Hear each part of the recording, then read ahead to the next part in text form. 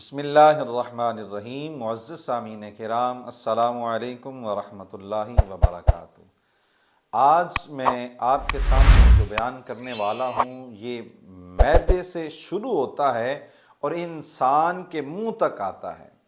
اور وہ کیا ہے جو انسان کے منہ تک آتا ہے؟ پھر انسان تکلیف در تکلیف میں رہتا ہے اور پریشانی اس کو لاحق ہوتی ہے کہ وہ کوئی چیز کھا ہی نہیں سکتا۔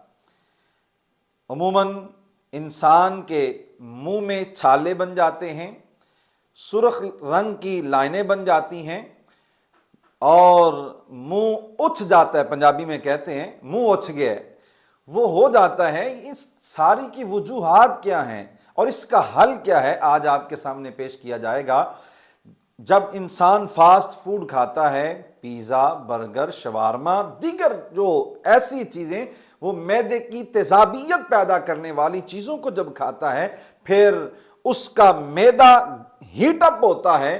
ہیٹ اپ ہونے کے بعد اس کا اثر جا کر منہ میں پڑتا ہے، چھالے بن جاتے ہیں، زبان جو ہے اس کے اوپر چھالے بن جاتے ہیں۔ انسان کھانا تو دور کی بات رہی، وہ پینے والی بھی کوئی چیز اگر استعمال کرتا ہے، جیسے ہی اس کی زبان پر، جیسے ہی اس کے ہونٹوں کے ساتھ، جیسے ہی اس کے منہ کے اندر وہ چیز لگتی ہے تو انتہائی تکلیف دہ اس کو لگتی ہے۔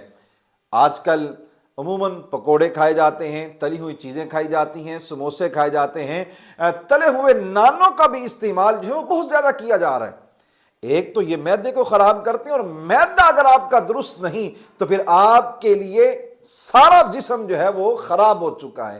اپنے معدے کو بہترین رکھنے کے لیے آپ اچھی سے اچھی غذا کھائیں، بہترین غذا کا استعمال کریں، فاسٹ فوڈز اور تلی ہوئی چیزوں کو چھوڑ دیں۔ آپ کا معدہ ٹھیک ہو گیا، جب آپ کا معدہ ٹھیک ہے تو آپ کا سارا جسم ٹھیک ہو جائے گا۔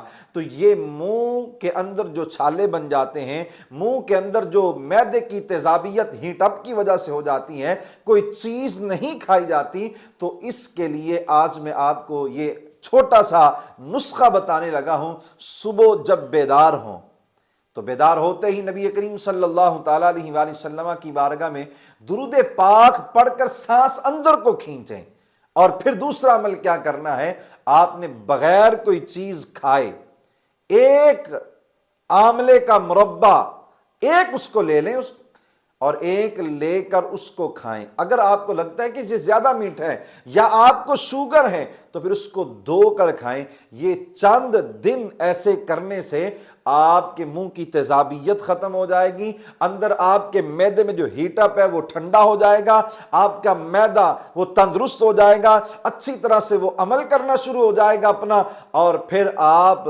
تندرست اور توانا ہو جائیں گے۔ وگرنہ اگر آپ نے تلی ہوئی چیزیں نہ چھوڑیں، اگر آپ نے فاسٹ فوڈز کو ترک نہ کیا، تو پھر معدہ ٹھیک نہیں ہو سکتا، پھر آپ نقصان میں جائیں گے، ڈاکٹرز کے پاس بھی جانا پڑے گا، ان کو بھی پیسے دینے پڑیں گے، اور پھر آپ کو کوئی چیز اچھی بھی نہیں لگے گی اور آپ بیمار ہوتے چلے جائیں گے۔